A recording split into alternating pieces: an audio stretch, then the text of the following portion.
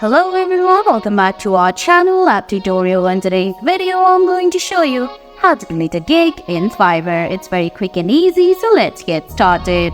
First of all, open your preferred web browser, then type in fiverr.com. Once you do that, go ahead, give your credentials, then sign in into your Fiverr account. Now go to top left corner and tap on the three-line menu. Make sure you switch to Seller account. Now go ahead, scroll down and tap on My Business. From there, you're gonna have to select gigs. Once you do that, you're gonna find your pending and posted gigs right there.